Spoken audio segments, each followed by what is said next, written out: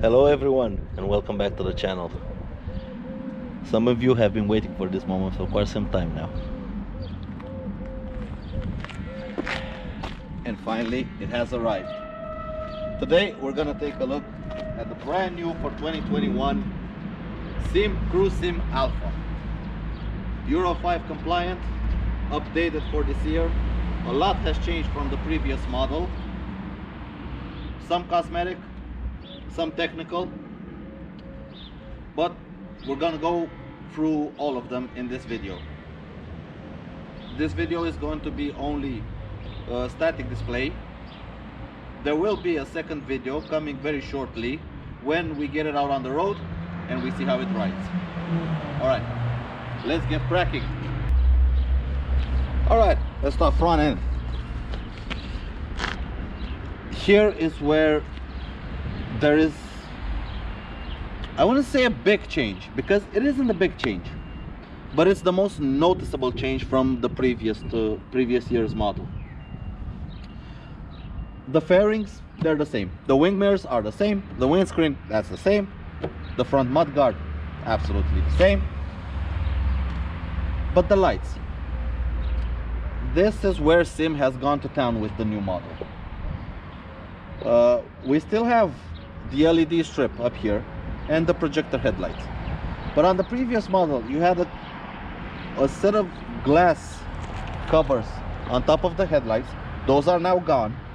The projectors are exposed, and also the LED lights. On the previous model there were just a couple of normal LEDs, but here they're a bit different.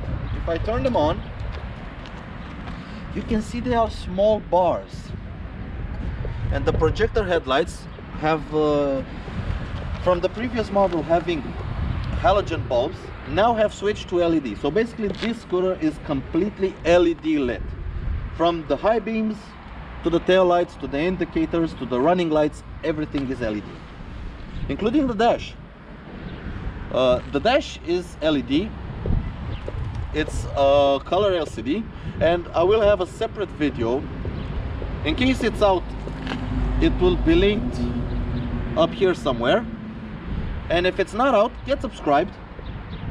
Make sure you don't miss it, because there are a few interesting bits about the dash. So I was saying, full LED. When you just have the ignition on, the running lights turn on, the low beams don't. If we start it up, now we can see the low beams have turned on. High beams, low beams. If you hear a clicking sound, that's because the light coming from the bulb actually doesn't change when you switch from high to low. When you switch from high to low, there is a mirror inside the projector that changes its position and gives you high beam. So basically the bulb is the same. It's just the lens of the projector changes, and that's what you hear clicking, in case you can hear it. Let's see with the engine off. No, it doesn't work with the engine off. Typical. Or maybe we just ignition on. No, you have to have it off. Right, carrying on. Also, another bit I really like here up front, so they changed a big part of the headlight, and also they added this grille. And I do like my grills, but I also like them, I don't know if it's functional because it doesn't lead anywhere, but it is, at least it has holes in it. If you do the stick test, stick it in, and it comes out the other side. This is not a fake grill. This is a proper grill. Sure, it's not actively cooling anything, but it's a proper grill, and that's the way it should be.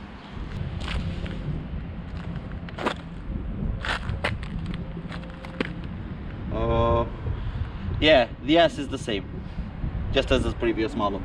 LED turn signals, LED rear light, LED number plate light, exhaust here, engine there, Mudguard. Yeah, nothing new here.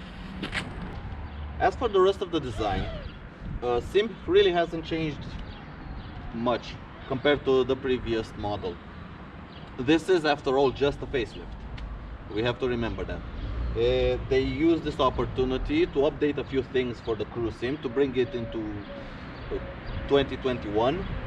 Not just because of the Euro 5 compliance, they had to modify the engine slightly, and because they had to do a few modifications, they decided to update a few things. Now, first thing on the side, in terms of design, this silver trim, on the previous model it was just a simple silver. On this one you can see they added a light blue tint to it, which makes it look a little bit more upmarket, if you get my drift. The simple silver was a bit tacky. This one with a bit of blue in it makes it look a bit like ash silver, a bit ash color. But in the sun you can really see the blue coming out, and in this matte blue color they really contrast very nicely together. But also it works well with the white one, which I have seen personally. The pearl white and this bluish gray trim work perfectly. The front part of the fairing unchanged, the floorboards unchanged. Once again you have the two positions for your feet, here and here. The back end really is basically the same, except for the cover for the exhaust pipe. This has changed, this has been updated for 2021, a bit of a different design. For those with the older model, from what I could tell, the mounting points for the new cover are the same. So you might be able to update your SYM, your older model, with a few trims from the brand new one. Now, comfort and practicality. The old model was renowned for its comfort. The sitting position, the seat was extremely good on the old model. The sitting position with either your legs right beneath you or up in front of you like a cruiser was very appreciated by many riders. And I'm happy to report that nothing has changed. SYM, I don't want to call it perfect, but if it ain't broke, don't fix it. As you can plainly see, the seat is the same seat. The padding is not a very soft padding, but it's a firm and supportive padding. I've ridden the previous model for stints, 5, 6, 7 hour stints in perfect comfort, and when I arrived at the destination, not a single backache, wasn't sore, wasn't I could go on another 7 or 8 hours. So the seat is as close as perfect as they could get it. The riding position. The riding position is one I really like. You can either have your feet in normal scooter position, and in this position you can handle the scooter a little bit more aggressively because you can push on the floorboards and you can lean it over. Or on the road you can relax. You can put your back on the lumbar support. The handlebars are nice and back swept towards you. Feet up here, and you can cruise like this for hours on end. Also, the windscreen currently in the highest position. For me at 175 centimeters tall, it's absolutely perfect. I've ridden this at speeds over 100 kilometers an hour on the highway, and I have no buffeting. You don't feel that, you don't have that suction effect that you have on some bigger bikes. The screen is high enough that you see over it. You don't look through it, you see over it. Even at my height, and I'm not that tall, I see over it, comfortably see over it. But the angle and the height is just enough so it throws the air right above you, but it doesn't come back behind you to push you forward. That's a very interesting trick they managed to pull off. Also, something that many people don't pick up on. You see, we don't have any handguards. Now, people will say for long distance touring, especially when rain catches you out, you will need some hand guards to keep your gloves dry. Not here. Surprisingly, the wing mirrors are perfectly positioned to take the wind off your hand. I've tested this on the previous model, and this one is basically unchanged in terms of handle power position and wing mirror placement, and the wing mirror shape for that matter. It takes them in the perfect position to take the wind off your hand. So when you're going down the highway, you will not feel wind on your hand, you will not feel the wind chill on your hands, because the wing mirrors take it all off you. So coupled the big fairing up front that takes the elements off your feet, off your upper body, the windscreen which takes the elements off your head, off your helmet, and the wing mirrors which take the elements off your hands, you really feel cocooned in this scooter. On the road, you have a sensation that you're sitting in it. You have a sensation of protection, that you're protected from the elements. I wouldn't say it's like driving in a car, but it's very comparable to a small convertible. Now, let's talk about practicality, because it is a scooter after all, and scooters have to be practical. They have to work in the city, and they have to meet your needs in the city. Before we start with its storage space, as always, on any scooter, on most scooters, you can fit a top box. There is a support. It's an aftermarket accessory. You can buy it and mount yourself a top box. 30, 35, 45, you can even go to a 65-liter top box if you plan on touring. Also, you can find, this is not official from SYM, but I've seen on the market, mounting for saddlebags. You can get actually 2 panniers on the side if you're really serious about touring. But the scooter itself, as it sits, you have a small storage cubby up front. In here you can find a USB socket which is capable of quick charge 3.0 to charge your devices. This cubby, up to date to modern standards, 6.2-inch phone, perfectly fits in there. Actually, you can fit about 3 or 4 of them, so that's absolutely perfect. Also, inside this cubby you will also find, alongside the USB port, you will find a car style 12-volt outlet, which is very handy in case you have some old style GPS that plugs into a 12-volt socket and you want to use. Also in here you will find the fuse box, but that's only in case if you need it. Oh, now the second bit of storage. The second bit of storage is under the seat. This being a maxi scooter with its fuel tank down here, which is accessible by the key. Just press in. That's the fuel tank. The space with the engine here, the fuel tank here, the space under the seat is absolutely massive.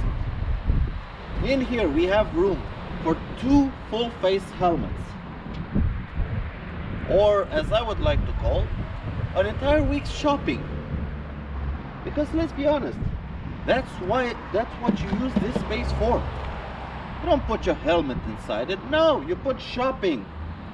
You go shopping with it, and you put your shopping, you come with your big bags and put them all here, and then just close it and you're off to the races. All right, now let's get into the technical side of things. Let me just get my notebook, because I really don't want to mess anything up. Give you the proper facts. That's why we do it here. All right, braking. We have dual channel Bosch ABS. Braking is handled up front by a 260mm front disc with, just let me check a second. Yep. And that one. Yep. So, we got a 260mm brake disc up front, slotted, not vented, with a quad piston caliper, and on the rear we have a 240mm brake disc with a dual piston caliper. Braking on this model, I would say, is extremely adequate, and the ABS, what I really like, the ABS has a certain finesse to it. I have ridden the last year's model downhill,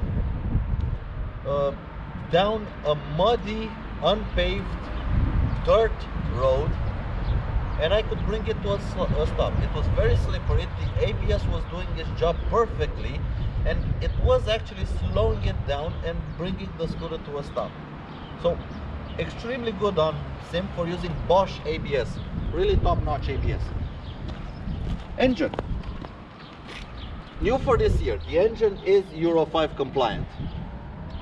Unfortunately, like most bikes for 2021, bringing the engine to Euro 5 specifications does lose a little bit of power, because they have to meet certain emission standards. So for this year, the engine is the same as last year. It's down about 1 horsepower, it's down to 26. The engine is a single cylinder 278cc engine, which develops 26 brake horsepower and 26.2 Newton meters of torque. The seat height, identical to the previous model, because as I said, the frame hasn't changed. The seat is 760mm tall, perfectly adequate even for the shortest of riders. And with the absolute low weight of a scooter, and especially a maxi scooter, with transmission down here, exhaust here, gas tank here, all the weight is here. It's below the halfway point between your ass and the floor. It's extremely easy to maneuver, extremely easy to hold upright at very slow speeds, and extremely stable at very slow speeds. In terms of size, this is where the Cruisym is has a bit of a disadvantage compared to regular upright scooters in the city. The length is 2.2 meters and the wheelbase is 1.5 meters. This, when you're trying to negotiate traffic, standstill traffic, it's a bit hard to get it on the other lane, if you know what I mean, because it's long. The turning circle actually is very good. The wheel turns quite a lot. The maximum lock is very forgiving, but the length doesn't help. But what does help at traffic filtering is the width. At 0.75 meters, they've made it wide enough to give you protection on the road, but slim enough to fit through the smallest of gaps. Also, the wing mirrors, which are perfectly positioned to take the wind off your hand on the highway, in the city, they are perfectly positioned to go over the wing mirrors of cars and under the wing mirrors of vans.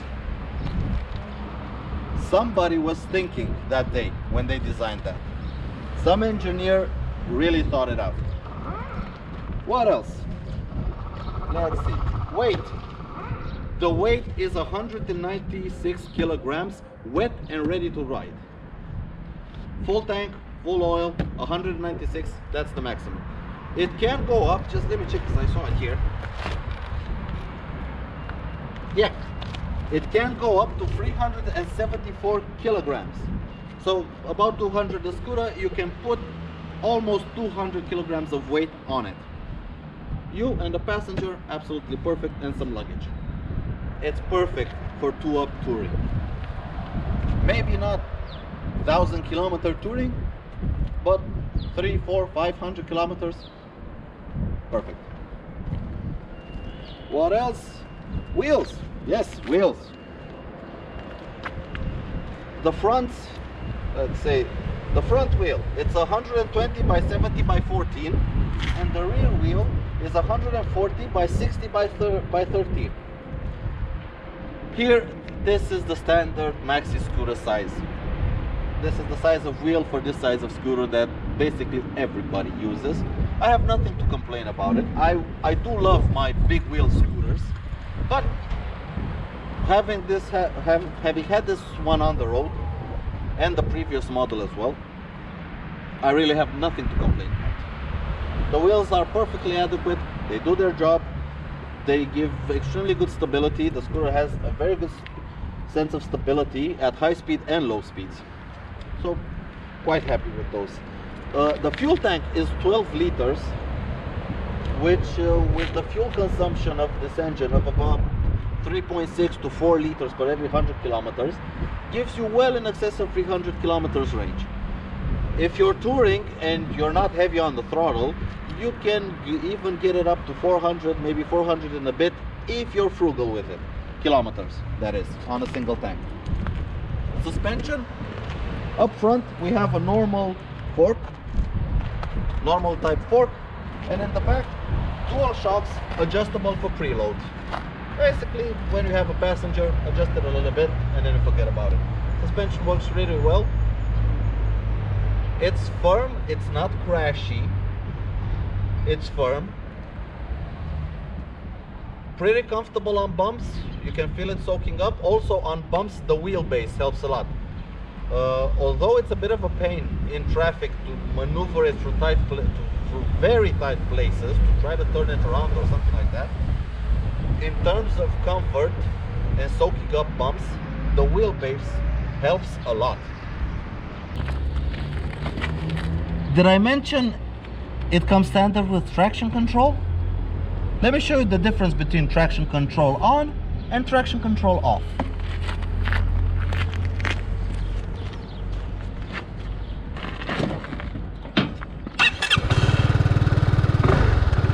Traction control on. Let's roll on to it.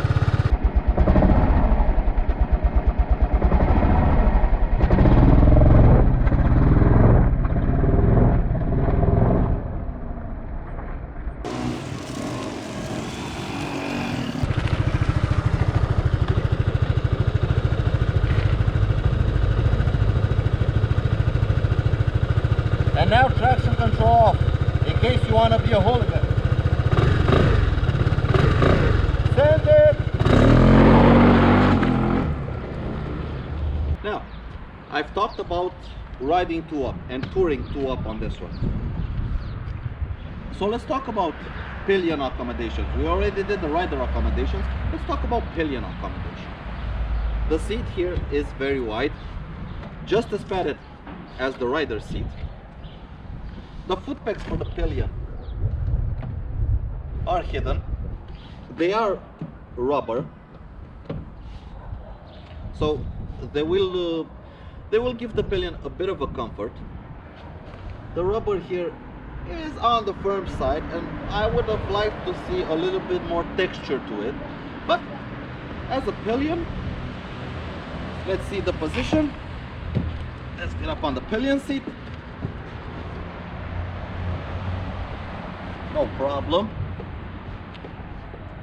The seat is perfectly adequate. The position is more of a, the foot pegs are more in a position to put your heels on them. Not the soles of your feet, but the heels. Yes. So the heels. Also, you have these grab handles, which are extremely solid and quite large. You have a lot of options to hold on as a pillion. And especially if the rider decides to put a top case, you can have a top case back here. Rest your back on the top case. Hold on just like this. And you can go out, enjoy the road, let the rider do all the riding. He can take care of the traffic, you can sit back here, basically almost like an armchair, relax while you're going down the road and just enjoy the trip and enjoy the comfort and the smoothness. In terms of stands, you have your regular side stand, which is not an optional extra, Piaggio. Side stand should not be an optional extra, okay? And also, as any self-respecting scooter, center stand. Of course, when you put the side stand down, let's show you. Engine on. When we want to leave it on side stand, engine turns off. Just in case you're not stupid enough to put it on a side stand and then rev it and have it fall off. And again, Piaggio, side stands should be included, not optional extras. Now, let's talk about the elephant in the room. Let's talk about the competition. And I'm gonna get my notebook out again, because this space of scooters, of maxi scooters, is actually pretty crowded. But the Cruisym, it occupies its own space within all the other models from all the other manufacturers. It's a very interesting position. It's not the absolute cheapest one out there. You can find cheaper, but it's also not the most expensive one. It's not the most outfitted with the most kit, but it's also not the most bare bones model. So let's see the competition. We have Piaggio. Piaggio really doesn't have anything in terms of maxi scooters, proper maxi scooter. It has the MP3, which is a freewheeler, and it has kind of the general shape of a maxi scooter. But being a three-wheeler, it's expensive. The MP3, and I'm talking here about prices here in Romania with all taxes included, so on the road prices. The MP3 is 7,500 euros. The Beverly 300, which is a 16-inch wheel, big wheel scooter and a more upright position, is 5,400. So a bit, both of them are more expensive and not true maxi scooters. Now, Kymco has an interesting offering. The more newer model, the Downtown, is 5,600, above the Cruisym, but the older model, the X-Town, I don't know how much it will be in production. You can still find 2020 stock. I haven't seen a 2021 model, so I have no idea if it's going to be available for 2021 further along this year. But the older X-Town is 4,600 euros, so a bit cheaper than this one. The Kawasaki J300, now that's just the Kymco with the Kawasaki name, and it costs 5,600, way more. The Honda Forza 350. Now the Honda is an excellent scooter, but it comes at a price 6,600 euros. 6,600 for a 300 class scooter. That is a tough pill to swallow. Even the Yamaha, the X-Max 300, comes in at 6,200. That's still expensive, and it's not even the tech model. The tech model is about 64, 65. It's still expensive, but it's a bit cheaper than a Honda. The Cruisym, the old model was 5,000 euros, normal price, all taxes included. This new updated model, 5,200 euros. So only the older Kymco X-Town is cheaper. Everything else is more expensive. And it's not like it's down on power. 26 horsepower is right up with the best of them. And Suzuki, I'm sorry, the Bergman, you have the 200 and the 400. One is less powerful, the other one is more expensive. Pick your poison. So those have been the main talking points of the 21 Cruisym Alpha. Is it perfect? No, but what scooter is? Is it as close to perfect as SYM could get it for the 5,200 euro price point? Yes. It's a very competent scooter, very good on fuel, very capable engine, extremely comfortable, extremely good weather protection right out of the box. You don't need any extra accessories. The way it comes, it's absolutely perfect. And if you're worried about the screen being in your sight, in your vision, you can lower it by 10 centimeters. You just undo it, it has another mounting position 10 centimeters lower. And this is in its highest position. I'm 175 centimeters tall. I can see above it, but if you're shorter than me or you want the windscreen lower, there is an option. You just unscrew it and screw it down lower. Should you go out and buy this one? Well, of course, have a look at the competition. But in case your budget limits you to about 55,000 euros or thereabouts, in its class, I can't see anything beating it. The Honda and the Yamaha are more expensive. The Kawasaki is a glorified Kymco. Kymco is a strong competitor, but the newer model is more expensive. The older model is cheaper, but it's more outdated, and I don't know if you can still find it for this year. Here in Romania you can still find some old models in stock, some last year models in stock, but I haven't seen a 2021 X-Town. So yeah, that has been it. That has been the SYM Cruisym Alpha 300. Remember to get subscribed, because there will be another video where we take this one out on the road. There will be a third video where we talk about the switchgear and the dashboard, the color LCD dashboard, and there will be a fourth video where I give you kind of my personal opinions, what I like and what I dislike about this scooter. All these videos will be linked down below in the video description. So when they're out, I'll start adding the links. If you're not subscribed, you can check them out there. Give this video a thumbs up if you liked it. Subscribe to the channel if you want to see more. Take care out there and ride safe. And I'm off to see how this thing runs. Goodbye.